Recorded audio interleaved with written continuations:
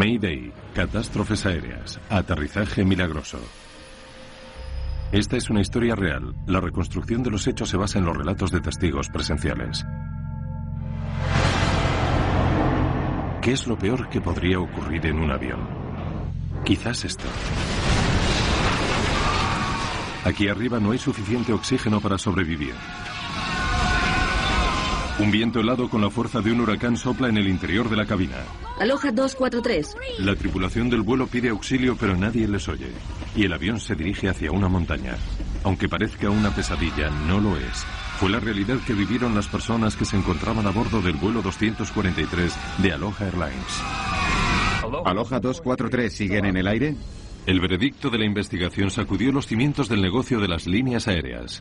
Este accidente cambió la historia de la aviación. Mayday, catástrofes aéreas, aterrizaje milagroso. Hay personas que deciden aventurarse en ese angosto espacio que existe entre la vida y la muerte. Es un lugar aterrador. Los surfistas acceden al mismo persiguiendo olas asesinas. Pero ocasionalmente el destino conduce a gente normal y corriente y no solo a los buscadores de emociones fuertes, a esa misma zona letal en la que la vida pende de un hilo. Eso fue lo que sucedió la tarde del 28 de abril de 1988 en los cielos de Hawái.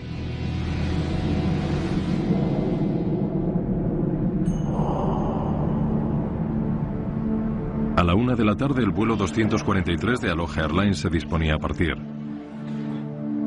Un Boeing 737 estaba ya en la pista de despegue del aeropuerto Hilo en la gran isla de Hawái, la que se encuentra más al sur del archipiélago. La duración del vuelo 243 con destino a Honolulu en la isla de Oahu era de tan solo 35 minutos. Para dar servicio a las islas, los aviones de Aloha trabajan muy duro. Los vuelos son muy cortos, pero se efectúan infinidad de ellos. Este avión había estado yendo y viniendo entre las islas desde una hora muy temprana. El siguiente sería su 9º vuelo del día. La tripulación llevaba muchos años haciendo ese trabajo. Aloha 243. Te recibo. Hacía ya 11 años que el capitán Bob Schonsteimer volaba con Aloha Airlines. Mimi Tompkins, su primer oficial, esperaba ascender a capitana después de casi 9 años en la empresa. ¿Y sabes algo más de eso? Todos los auxiliares de vuelo poseían también una larga hoja de servicios, pero ninguno tan extensa como Clarabel Lansing, a quien todo el mundo llamaba simplemente CB. Señor Kainer, bienvenido. Siempre es un placer verte, CB. Ya veo que nos has traído un poco de buen tiempo. Por supuesto, no podía ser de otro modo.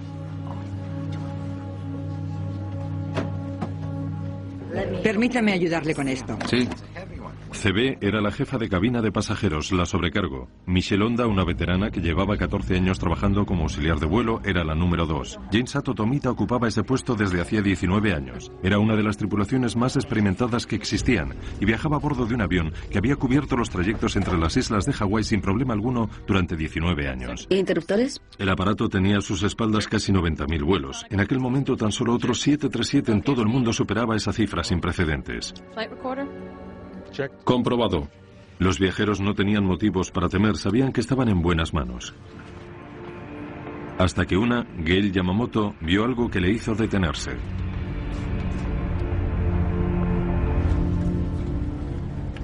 ¿Pero qué fue lo que le preocupó? ¿Y hasta qué punto debía sentirse intranquila? ¿Digo algo? Patricia Aubrey vivía en Hilo, pero aquel día tenía una cita en Honolulu. Aunque en un primer momento decidió sentarse en la parte delantera del avión, en la fila 1, por alguna razón se sintió incómoda y prefirió ocupar un asiento más atrás. Finalmente escogió un sitio libre de la fila 17.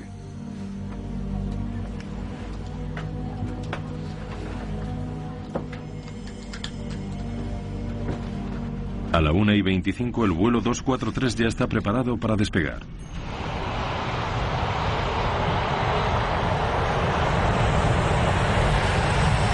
Durante los despegues y los aterrizajes el avión solía temblar mucho y el ruido que producía era ensordecedor, pero la tripulación y los pasajeros habituales habían terminado acostumbrándose.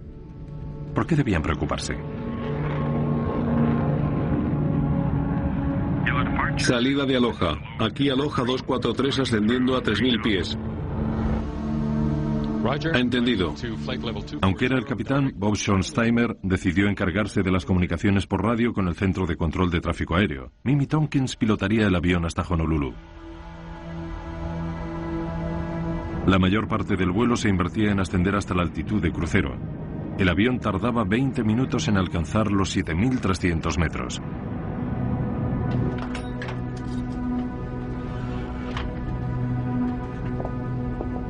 Para muchos pasajeros, planear sobre el Pacífico formaba parte de la rutina diaria.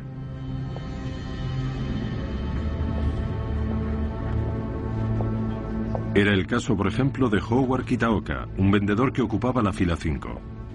Howard solía hacer aquel viaje muy a menudo y cuando has disfrutado de las vistas cientos de veces, 35 minutos constituyen un tiempo precioso para ponerse al día con el papeleo. El vuelo era tan corto que los auxiliares servían bebidas mientras el avión aún estaba despegando. Ellos podían moverse por la cabina, pero los pasajeros todavía llevaban puesto el cinturón. 20 minutos después de despegar, el avión alcanzó la altitud de crucero. Centro Aloha. Aloha 243. Nivelamos la nave a 240. Por fin los pilotos podían relajarse. Dime, ¿dónde está la estación del Servicio Nacional de Meteorología? ¿Es la que se encuentra en la vieja torre?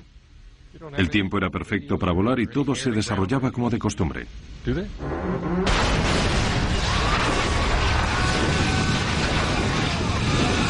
¿Qué ha sido eso? Tenemos que bajar. Hemos perdido presión. Vi un resplandor muy brillante y...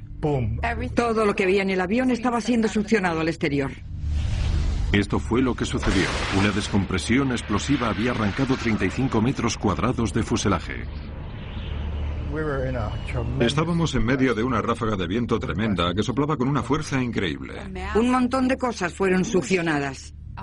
Teníamos el pelo de punta, así. Todo el mundo estaba en sus asientos, excepto las azafatas. Vi a una caída en el pasillo. Vi su cabello al viento y vi sangre. Y nada más.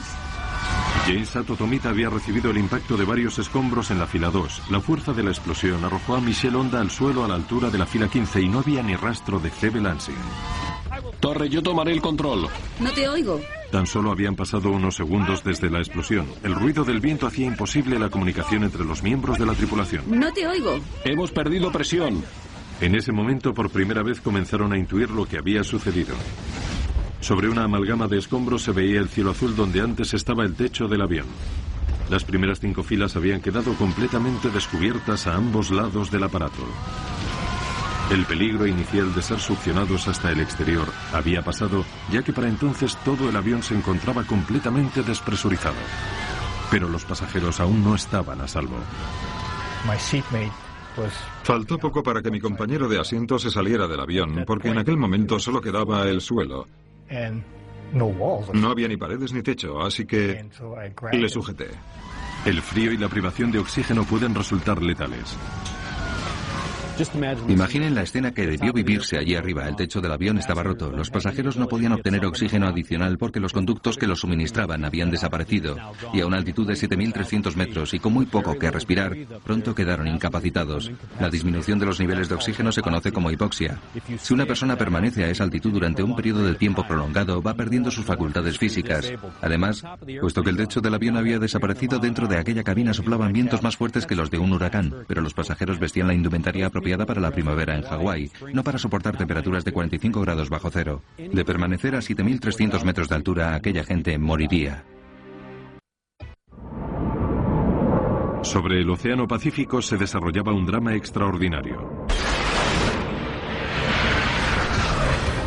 A una altitud de 7.300 metros, una explosión a bordo de un Boeing 737 con destino a la isla hawaiana de Oahu había arrancado 35 metros cuadrados de fuselaje de la nave, dejando a los pasajeros a la intemperie en medio del cielo. La cabina se despresurizó y se quedó sin suministro de oxígeno de emergencia. A menos que descendieran rápidamente hasta una altitud donde pudieran volver a respirar, los pasajeros morirían. El capitán Bob Schonsteimer tomó el mando de la nave que hasta el momento estaba en manos de la primera oficial Mimi Tompkins e inició el descenso de emergencia. El avión cayó 1.200 metros por minuto y su velocidad aumentó a más de 500 kilómetros por hora. Mientras el aeroplano se precipitaba hacia cotas más bajas, los pasajeros tuvieron que hacer frente a una nueva amenaza. Los escombros les impedían ver la cabina del piloto y cuando el aeroplano se partió, el morro cayó casi 1 metro. Únicamente las estrechas barras que discurrían por el suelo mantenían unido el aparato. El suelo se estaba combando y se veía que el avión se doblaba por la mitad. Michel Honda no podía avanzar lo necesario para ver si los pilotos estaban vivos o muertos, de modo que trató de establecer contacto con ellos a través del intercomunicador. ¿Alguien me oye? Pero los cables estaban cortados. Mientras trataba de avanzar para llegar a la cabina, alguien le preguntó lo único a lo que no podía responder. ¿Tenemos piloto? No lo sé. ¿Tenemos piloto? No lo sé.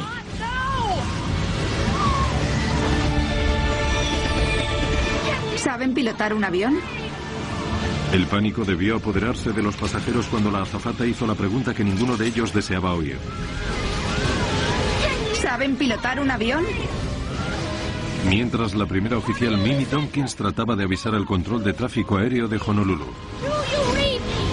Los registros de la grabadora de voz de la cabina a la caja negra, analizados posteriormente por los investigadores de accidentes, aportaron una serie de datos asombrosamente precisos sobre lo que sucedió.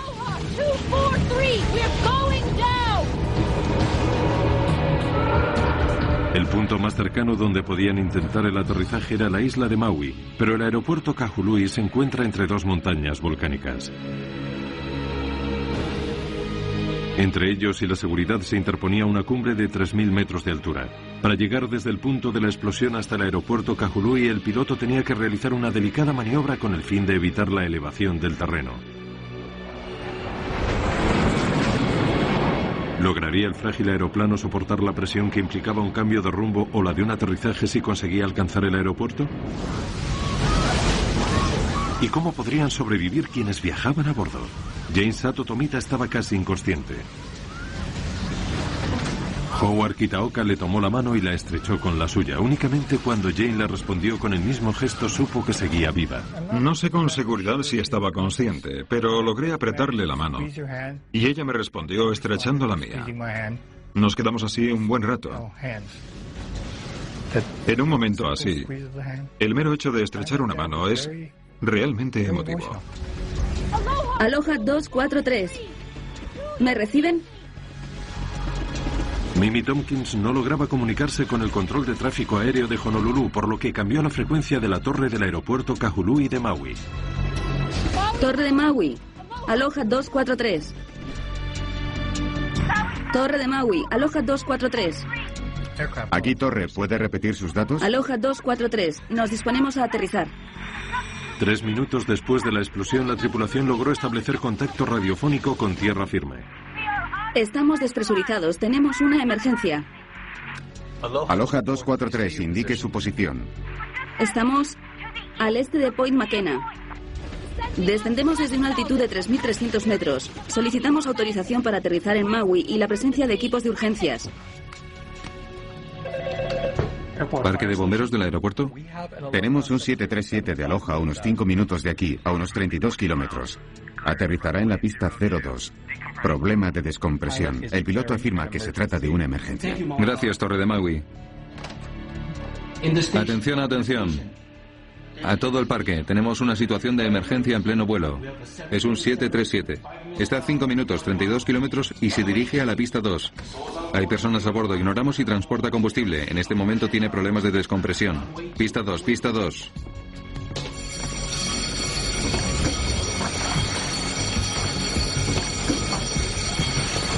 Aloha 243. Los equipos ya están en marcha. El avión se situó a 3.000 metros de altura y al oeste de la montaña. En ese momento el piloto redujo la velocidad y con la mayor suavidad posible comenzó a trazar el giro a la derecha para descender sobre Kahului. Los pasajeros comprendieron que debía haber alguien a los mandos de la nave. Poseo cierta formación como piloto y me di cuenta de que las alas estaban niveladas, paralelas a tierra. El avión no caía en picado, ni tampoco daba vueltas sobre sí mismo. Entonces pensé, Tenemos una oportunidad. Mientras quienes se encontraban en tierra firme carecían de la información necesaria para saber a qué tipo de crisis se enfrentaban. El aeropuerto de Maui es pequeño y un avión de pasajeros en peligro pondría a prueba la experiencia de los equipos de bomberos. Al controlador aéreo le resultaba muy difícil escuchar al avión. Solicito verificación una vez más. El avión se rompe y su distintivo de llamada es el 243, ¿correcto? Habían pasado 4 minutos desde que se produjera la explosión y puesto que para entonces el avión volaba a una altitud menor, los pasajeros pudieron quitarse las máscaras de oxígeno. Además, la velocidad del aeroplano apenas superaba los 380 km por hora, por lo que el ruido del viento disminuyó lo suficiente para que los viajeros pudieran escucharse entre sí. ¿Quieres que pida algo más? No. Aloha 243. Parece que hemos perdido una puerta. Tenemos un agujero en el costado izquierdo del avión. Pero en la torre no se escuchó esa nueva información. Habían perdido el contacto con el avión y no captaban sus transmisiones.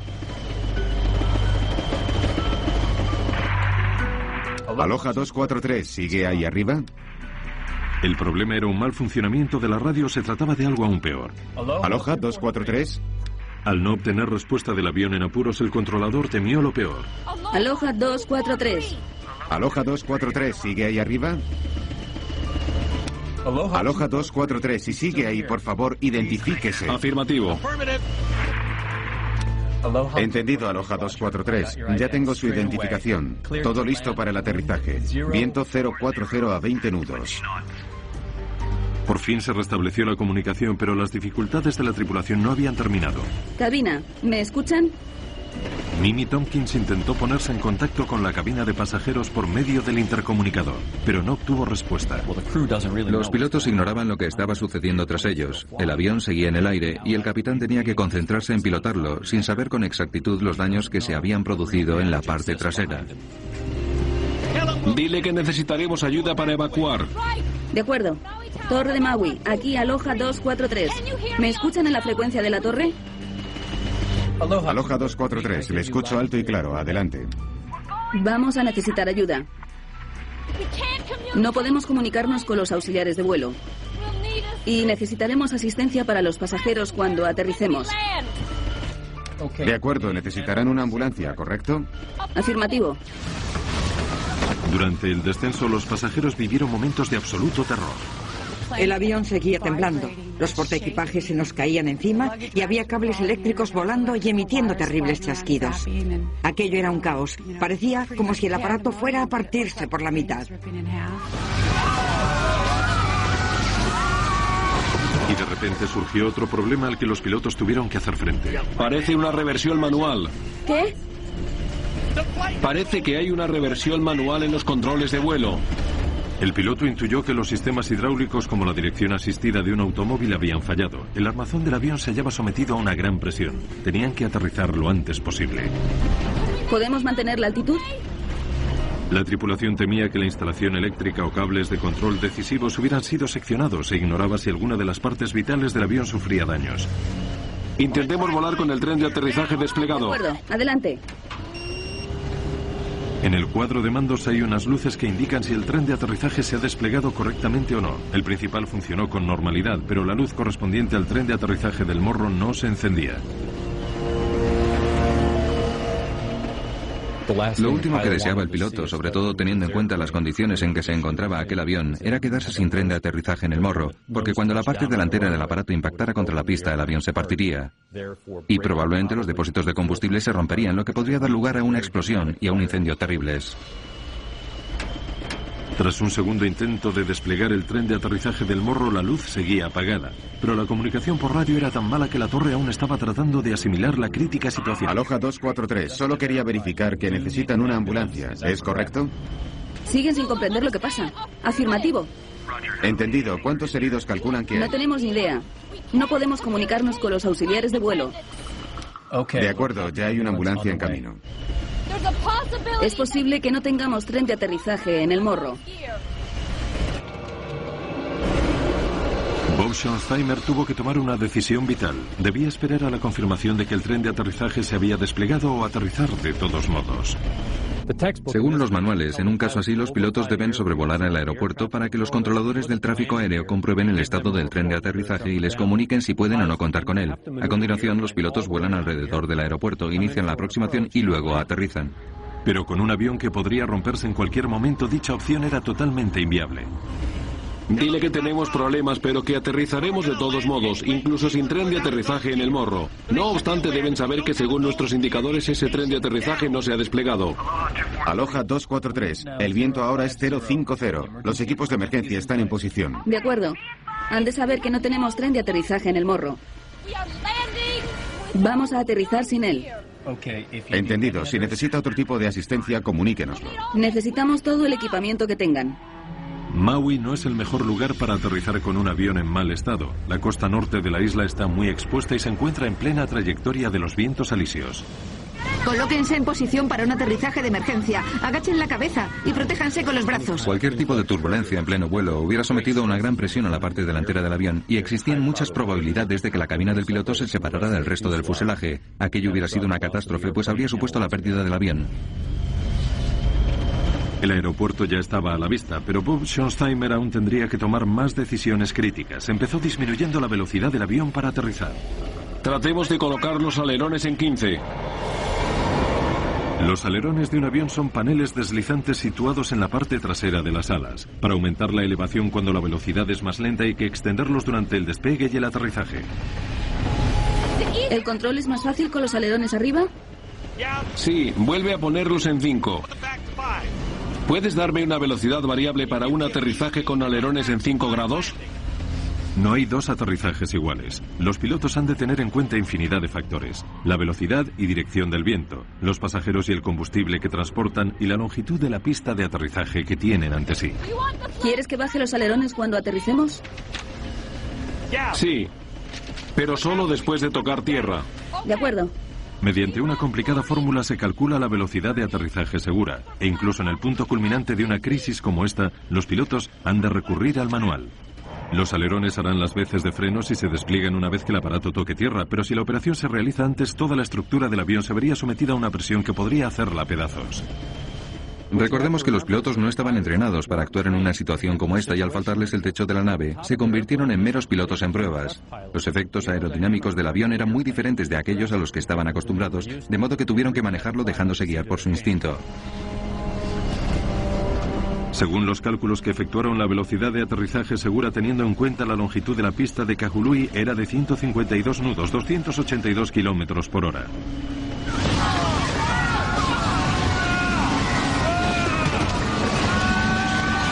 Pero a medida que el avión perdía velocidad resultaba más difícil controlarlo, de modo que el piloto tuvo que tomar otra decisión crucial: acelerar para mantener el control del aparato. Aquello significaba que llegaría a la pista de aterrizaje más rápido de lo que debía, pero a juicio del capitán, pese a todo, esa seguía siendo la mejor opción.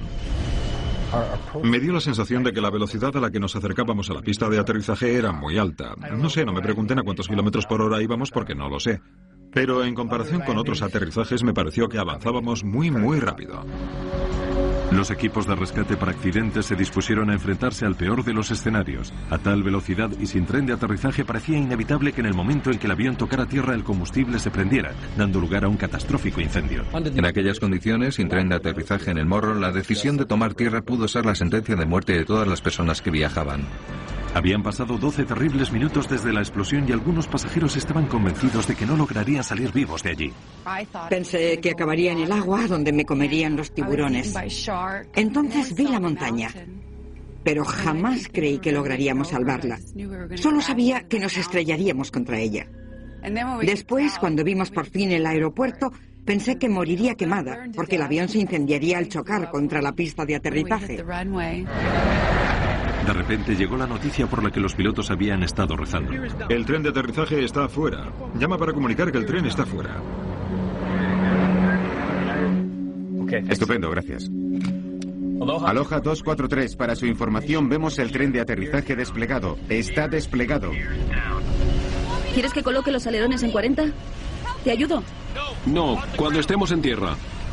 Los pilotos habían tenido que tomar decisiones críticas, se jugaban la vida. En cuestión de segundos descubrirían si fueron las correctas. Michelonda estrechó contra su cuerpo a su compañera herida. Se acercaba el momento definitivo. Los pasajeros se consolaban unos a otros en lo que podían ser sus últimos momentos de vida. Junto a mí estaba sentada una mujer. Su esposo se encontraba al otro lado del avión, una fila más atrás. Y los vi estirando el brazo, intentando que sus dedos se tocaran para despedirse. Fue un momento realmente emotivo para mí. Entonces supe que iba a morir, porque les vi despidiéndose. Lo que más me reconfortó fue saber que mi esposa y mis hijos sabían lo que sentía. Eso fue un gran consuelo. No necesitaba decirles nada más. Ni os quiero o me preocupa lo que os pase, porque sentía que ya había dicho todo eso.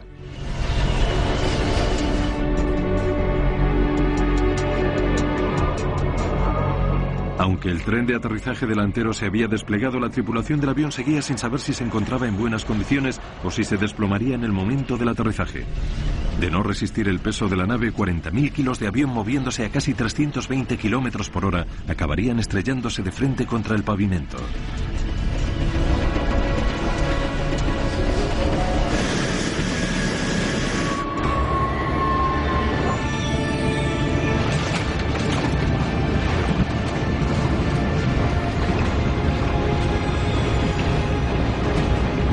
Inversión. Vale. Inversor del empuje.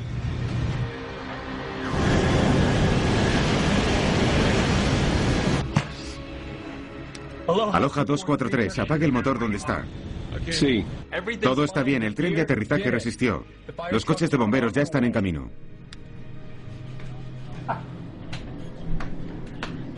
Estupendo. Apágalo. ¿Sí? Sí.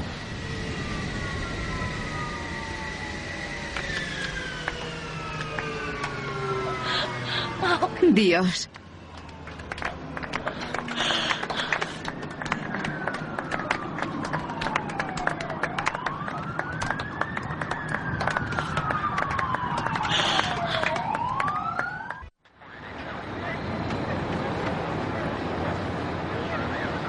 Viendo estas extraordinarias imágenes grabadas momentos después del aterrizaje, resulta difícil comprender la extensión de los daños que sufrió el avión.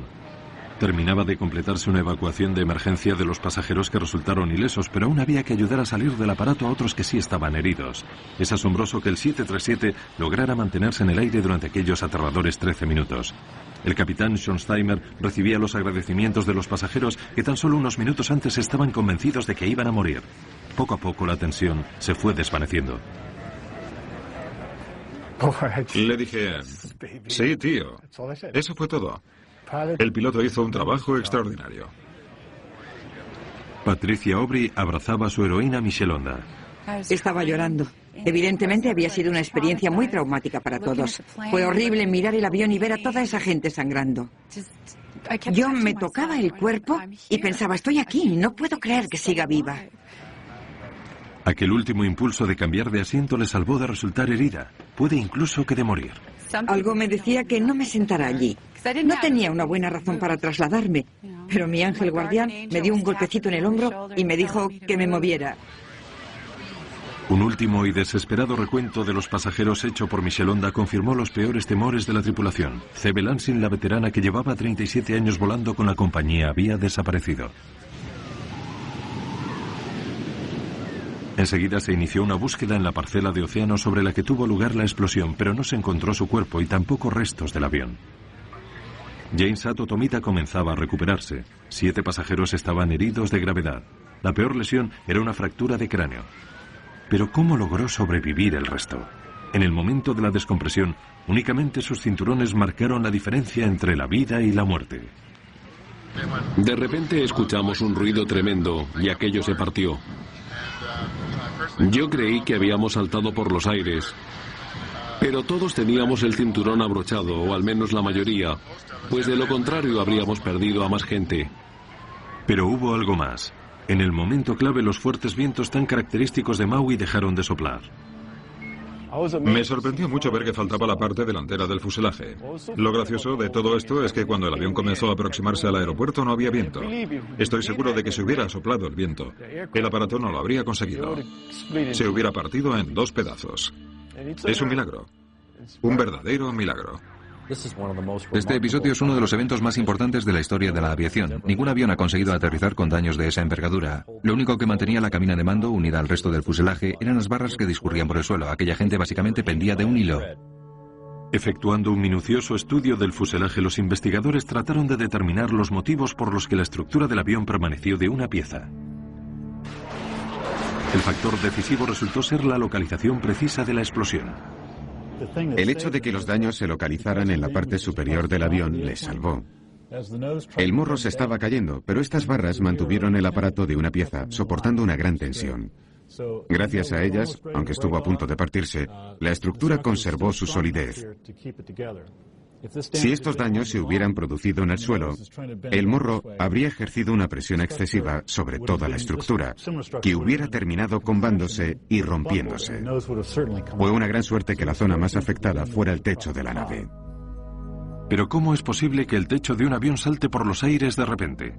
A la Comisión Nacional de Seguridad del Transporte, o NTSB, se le encomendó la tarea de descubrir lo que había pasado. Los investigadores consultaron los registros del avión, algo como el historial de servicio de un automóvil, y las sospechas recayeron en el propio aeroplano. La mejor prueba para saber lo que sucedió, la sección del fuselaje que faltaba, se encontraba en el fondo del Océano Pacífico.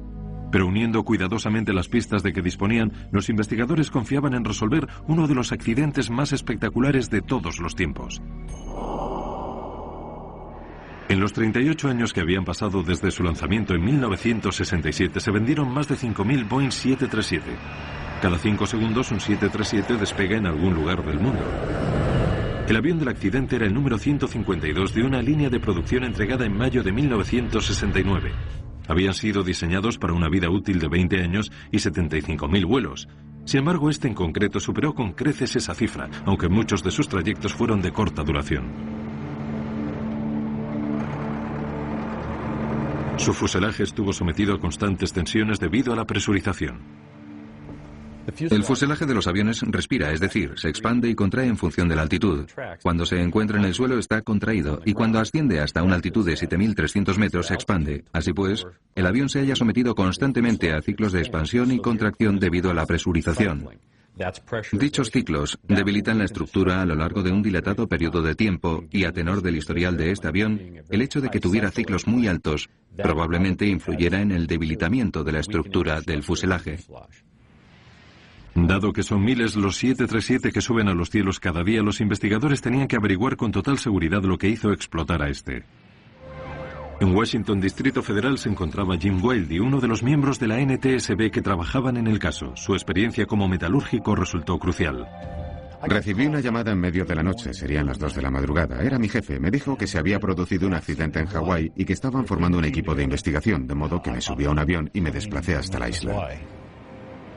Jim tomó muestras del fuselaje restante y en el laboratorio descubrió algo apenas perceptible a simple vista. Minúsculas grietas como estas junto a los orificios donde habían estado los remaches. Para averiguar cómo habían llegado allí esas grietas, había que remontarse a los orígenes del avión, al ensamblaje del Boeing 737. Los aviones se construyen uniendo diversos paneles independientes. En las zonas en las que dichos paneles se superponen se emplea un potente adhesivo llamado epoxi para unirlos. Los remaches sujetan los paneles mientras que la resina de epoxi se endurece. En el avión de Aloha había una reveladora de coloración en la parte interior de la zona donde los paneles se superponían. Allí estaba la pista decisiva. Este material negro es el adhesivo que se utilizó para unir las 2 placas. El material blanco que se ve aquí son los daños provocados por la corrosión en la capa superior del fuselaje, que es de aluminio. En un principio lo que se pretendía era canalizar la presión que trataría de separar una plancha de otra a través de las zonas donde se aplicó el adhesivo y no a través de los remaches. Evidentemente, en el momento en que esto se despegó, toda la presión fue a parar a los remaches, especialmente a esta fila. Y pensamos que fue esta hilera la que presentaba las grietas por desgaste, la que al final hizo que la estructura del techo del 737 de Aloha se abriera. Los archivos revelaron que Boeing advirtió a las líneas aéreas, incluida Aloha, de que algunos 737 de los más antiguos habían dado problemas. Si el epoxi no se aplica a la temperatura exacta o si los paneles tienen humedad o polvo, esas soldaduras por adherencia pueden resultar defectuosas. En esas notas de aviso y boletines de servicio, algunos emitidos incluso 15 años antes, Boeing explicaba el peligro. El clima de Hawái, con ese aire húmedo y extremadamente salino, contribuyó a la corrosión. Pero en lugar de mantener los aviones en tierra para un examen del morro a la cola, Aloha enviaba a sus inspectores a hacer revisiones esporádicas, frecuentemente por la noche, cuando el nivel de atención de quienes se encuentran de servicio disminuye y es necesario trabajar con luz artificial. Estas grietas pasan desapercibidas y entonces el avión se convierte en una bomba de relojería en marcha. Había otros problemas. Los boletines de servicio de Boeing y lo que se denomina directivas de aeronavegabilidad emitidas por la Administración Federal de Aviación con frecuencia son difíciles de comprender. Las directivas de aeronavegabilidad son muy complejas y están redactadas como un documento legal. Aloha necesitaba a alguien que pudiera leer aquellos documentos y traducirlos a un lenguaje más sencillo para los mecánicos, los operarios, pero nunca lo hicieron. Un avión que había trabajado tan duro asistido por mecánicos que no comprendían completamente las instrucciones estaba condenado al desastre. Para entonces los investigadores creían saber por qué el avión perdió la parte superior, pero ignoraban cómo. Tomé un avión para regresar de Hawái a Los Ángeles y mientras estaba en el aire recibí un mensaje. Me comunicaban que teníamos que entrevistar a una pasajera que al parecer había visto una grieta cuando subía al aeroplano siniestrado. Usted vio algo al subir a este avión y se lo comentó a su compañera de habitación. Cynthia Johnson. Sí, Cynthia, hábleme de ello. ¿Qué fue lo que vio? Pues a la derecha de la puerta, donde estaba la pintura blanca, había una grieta. Bueno, no era exactamente una grieta, pero el metal de la puerta superior se había separado del de la parte inferior. Se lo iba a decir al auxiliar de vuelo, pero estaban muy ocupados. Teníamos que ocupar nuestros asientos. Claro, y supuso que sabían lo que hacían y que después de todo era su avión. No quería armar un escándalo. Por supuesto, claro que no.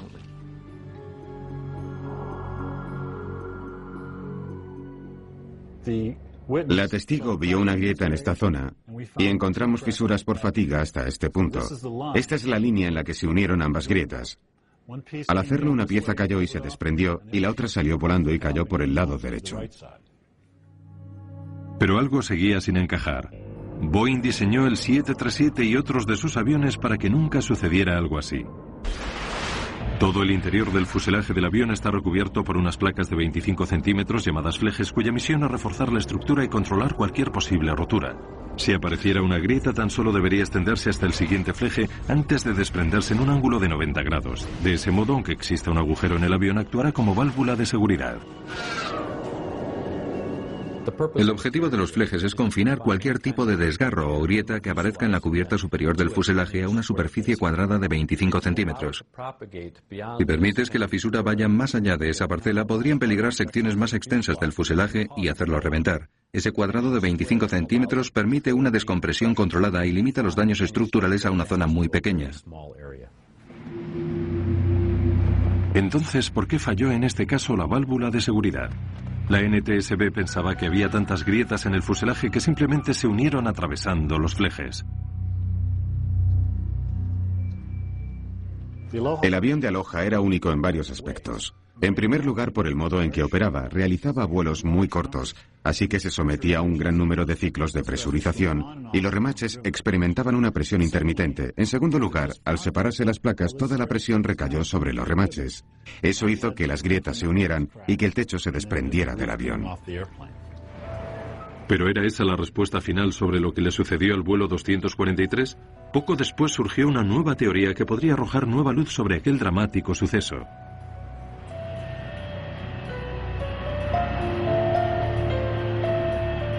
Matt Austin es un ingeniero que vive en Honolulu. La historia del vuelo 243 le consterna al tiempo que le fascina. Vuelo con regularidad en Aloha Airlines y había estado a bordo de ese avión una semana antes de que perdiera el techo. Matt comenzó su propia investigación inspeccionando al detalle las 4.000 páginas de pruebas y fotografías reunidas durante la investigación oficial. Soy un experto en dinámica de explosiones, en la forma en que hacen explosión los recipientes a presión, en lo que causa dichas explosiones y en el modo en que se extienden las grietas cuando comienzan a abrirse. En el caso del accidente de Aloha, la industria aeronáutica basaba su investigación en la teoría de que fue un fallo estructural del avión. Yo, en cambio, decidí analizar lo sucedido tomando como punto de partida un fallo de presión de la nave.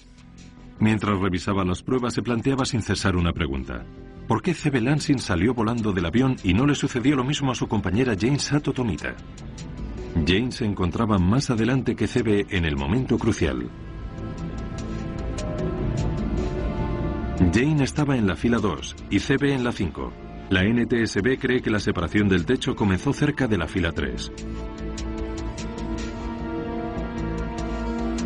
Según los testimonios de los pasajeros recabados poco después del incidente, C.B. Lansing salió despedida hacia arriba y hacia la izquierda, no hacia adelante. Yo estaba en el pasillo, a la derecha, y cuando levanté la mirada de mi revista, vi unas piernas que subían y se movían hacia la izquierda, por detrás de la primera clase. Desde donde yo estaba, si el morro terminaba en la fila 12, esto sucedió en la 11. Las pruebas forenses sugieren otro posible escenario. Michael Sweet, ex policía, es ahora un especialista en el análisis de salpicaduras de sangre. Estudiar las manchas de sangre de las escenas del crimen puede ayudar a meter entre rejas a un asesino o a poner en libertad a los inocentes. Michael examinó las fotografías oficiales del fuselaje del 737. Esta es una fotografía ampliada del lado izquierdo del aeroplano. La parte delantera estaría aquí, y hay algo que sospechamos podría tratarse de una mancha de sangre, y que presenta una forma muy peculiar. A la derecha, junto a la ventana. Aquí.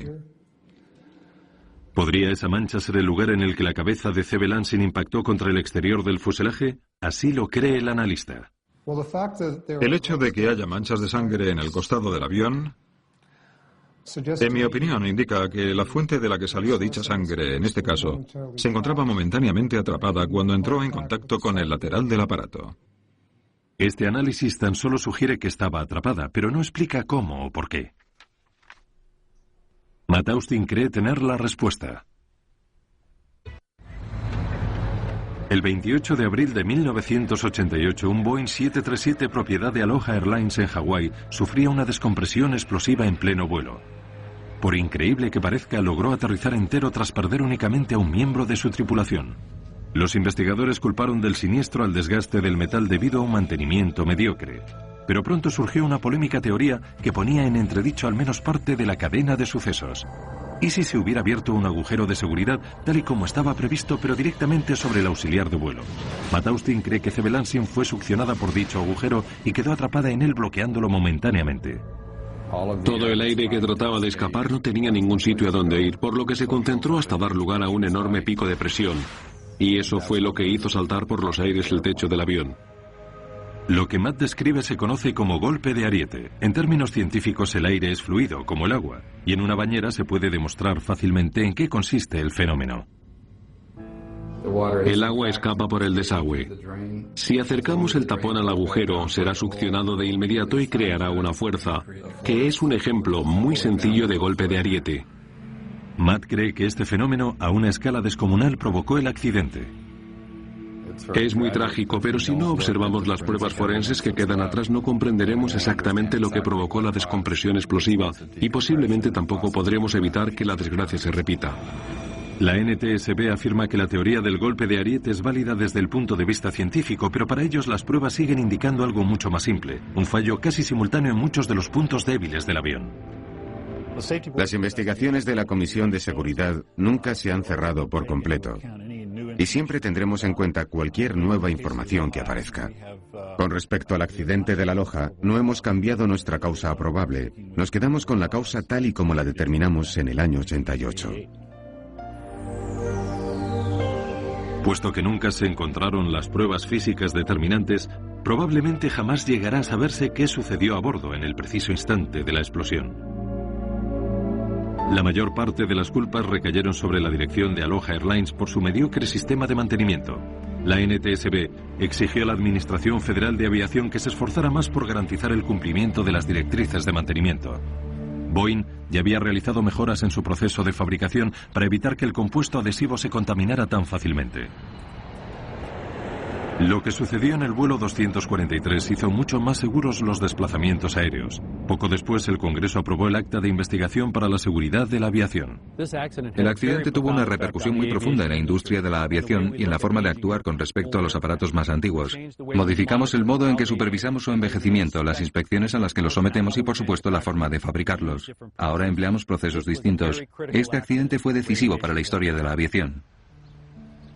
Aquellos aterradores 13 minutos también dejaron su huella en los supervivientes del vuelo 243. Tuve que someterme a una terapia para curarme porque a partir de entonces las clases de vuelo me daban pánico. Dicen que cuando uno se cae de un caballo debe volver a subirse de inmediato y es cierto, pero decirlo es infinitamente más fácil que hacerlo.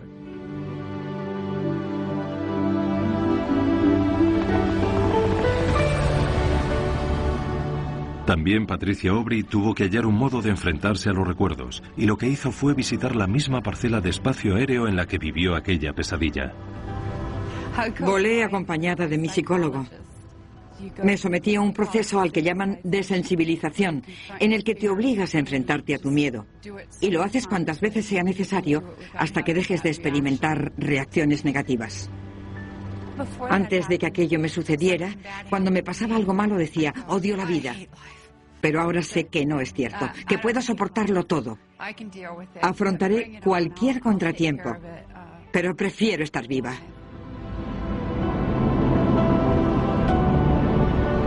Existe otro legado de aquel desgraciado día. El océano jamás devolvió el cuerpo de Zebe Lansing. En honor de la veterana auxiliar de vuelo se plantó un jardín en el aeropuerto de Honolulu, bajo el gran cielo hawaiano donde pasó la mayor parte de su vida y donde la perdió de forma tan repentina.